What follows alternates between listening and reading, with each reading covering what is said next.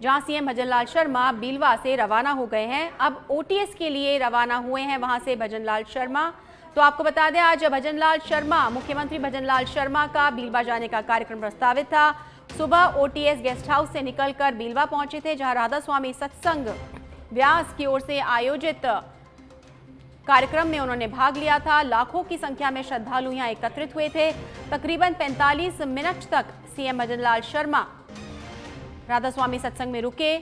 वहां के गुरु से मुलाकात की, उनसे भेंट की, सत्संग सुना और उसके बाद अब दोबारा ओटीएस के लिए रवाना हो चुके हैं। तो आपको अपडेट दे रहे हैं, मुख्यमंत्री के दौरे से जुड़ा आज सुबह उनका राधा स्वामी सत्संग बीलवा जाने का कार्यक्रम प्रस्तावित था, जिसके लिए वे सुबह अपने गेस्ट हाउस से रवाना हुए थे, जो उनका अस्थायी निवास है।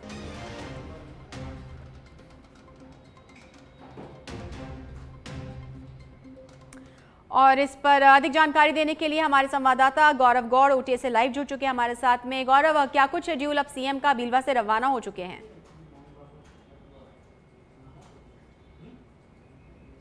जी बिल्कुल, बस कुछ ही क्षणों में आप तस्वीरें देख पाएंगे कि सीएम भजनलाल शर्मा जो हैं वो सुबह से ही मेल मिलाप और जनसंपर्क के और जन सुनवाई के कार्यक्रमों में लगातार लगे हुए थे। इसी बीच वो 11 बजे के आसपास पहुंचे थे बीलवा, जहां पर राधा स्वामी सत्संग व्यास जो केंद्र है उसके अंदर 3 दिवसीय एक सत्संग कार्यक्रम चल रहा था, जिसके अंदर आज वो पहुंचे और वहां पर जो व्यास प्रमुख गुरजिंदर सिंह है उनसे भी सीएम भजनलाल शर्मा ने भेंट की है और वो वहां से अब रवाना हो चुके हैं। क्योंकि रवाना होने के बाद अब वो बस कुछ ही क्षणों में यहाँ ओटीएस स्थित अस्थायी आवास पर पहुंचने वाले हैं, जिसके बाद जो उनके प्रस्तावित कार्यक्रम जो पूरे दिन भर के हैं उन्हें लेकर के वो सुचारू रूप से आगे लगे रहेंगे। शालिनी जी बिल्कुल, हमने ये देखा है जब से उन्होंने मुख्यमंत्री पद की शपथ ली है, उनका जनसंपर्क अभियान लगातार जारी है, लोगों से मिल रहे हैं, जन सुनवाई हो रही है। अगर हम बात करें उनकी बीलवा जाने की, तो क्या मायने निकाल सकते हैं आज गौरव उनके इस कार्यक्रम का?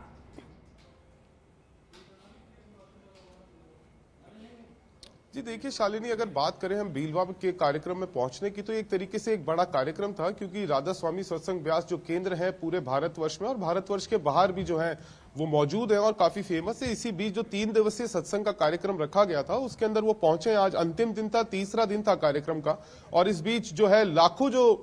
भक्त हैं वो तो पहुंचे थे, उसके साथ साथ देशी और विदेशी जो भक्त हैं वो भी वहां पर काफी तादाद में पहुंचे थे, और उसके साथ साथ जो राधा स्वामी सत्संग व्यास के गुरु हैं वो भी वहां पर पहुंचे थे। और इसी बीच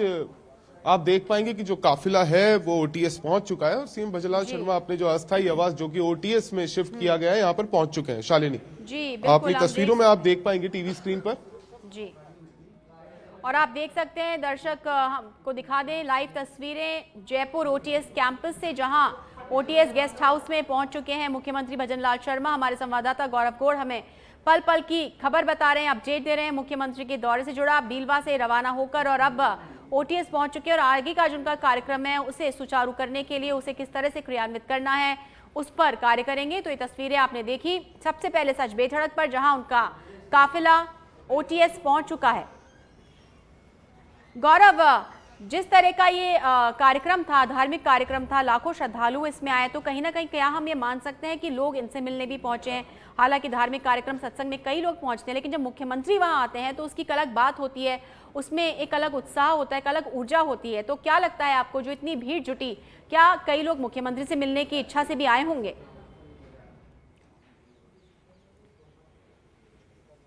जी काफी बड़ा जो एक तबका है वो ऐसे कार्यक्रमों में पहुंच रहा है, क्योंकि जो भजनलाल शर्मा जो सीएम चुने गए हैं उसके बाद से एक चीज जग जाहिर है कि जो जमीन से जुड़ा हुआ कार्य करता है, जो ग्रामीण क्षेत्रों का आदमी है, वो भी अब अपना जुड़ाव जो है महसूस कर रहा है। और सिर्फ सीएम पद की शपथ लेने के बाद भी जिस तरह के फैसले लिए गए, चाहे एसआईटी का गठन हो या अन्य जो समस्याएं जो कि एक रूट लेवल, ग्रास लेवल पर आदमी की प्रॉब्लम होती है, तो ऐसे में जो आसपास के क्षेत्र के लोग थे वो तो पहुंचे ही थे, उसके साथ साथ जो दूर दराज के ग्रामीण क्षेत्र के गांव ढानियों के एरिया थे वहां से भी काफी संख्या में जो है लोग वहां पहुंचे थे कि सीएम की एक झलक पाने के लिए जो क्रेज अब राजस्थान की जनता में पैदा हुआ है शालिनी, वो देखने लायक बनता है। और इसी बीच इस तरह की जो भीड़ है वो होना लाजमी है। और साथ ही मैं आपको बता दूं कि एक सत्संग का कार्यक्रम था, धार्मिक कार्यक्रम था, और ऐसे धार्मिक कार्यक्रमों में लगातार ही सीएम भजनलाल जो है वो पुरजोर तरीके से जो है हिस्सा ले रहे हैं। और सिर्फ आम जनता ही नहीं, आम जनता के साथ साथ जो साधु संत, मंदिरों से जुड़े हुए जो लोग हैं, उनके अंदर भी एक तरह की खुशी है कि इस तरह के सीएम जो है वो पदभार ग्रहण करते हैं और जल्द से जल्द ही वो जो है इस तरह की एक्टिविटीज में पूरी तरीके से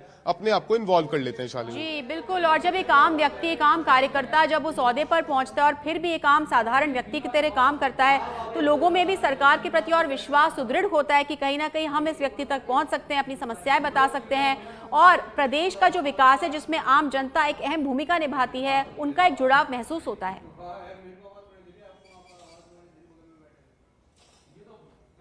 जी बिल्कुल शालिनी, अगर आम जनता से जुड़ना है तो आम जनता की समस्याओं को जानना जो है वो सबसे बड़ा एक इसके अंदर इंपॉर्टेंट और इन्फ्लुएंशियल पॉइंट हो जाता है, जिसको लेकर के यहाँ तक कि अभी तक सीएमआर जो है वो स्थायी भी नहीं हुआ है, अस्थायी है। दूसरी बार ये जगह चेंज कर दी गई है, लेकिन फिर भी जो मिलने वाले हैं, जो आगंतुक हैं, जो लोग समस्याएं लेकर के अपनी पहुंच रहे हैं, जो अपनी जन सुनवाई के अंदर अपनी बात रखना चाह रहे हैं, तो इसमें हर एस्पेक्ट का, हर तरीके का, हर क्षेत्र का, चाहे वो व्यापारी हो, चाहे वो स्टूडेंट्स हो, चाहे वो गांव ढानियों से आने वाली समस्याएं हैं, सबको लेकर के सीएम भजनलाल जो है वो पूरा एक्टिवनेस दिखा रहे हैं। और जब वो यहाँ नहीं थे तो उसके पीछे से भी लगातार लोग यहाँ पहुंच रहे थे और इसी आस से पहुंच रहे थे कि जैसे ही सीएम भजनलाल शर्मा यहाँ पहुंचते हैं तो उसके बाद गौरव, आपसे लगातार अपडेट लेते रहेंगे।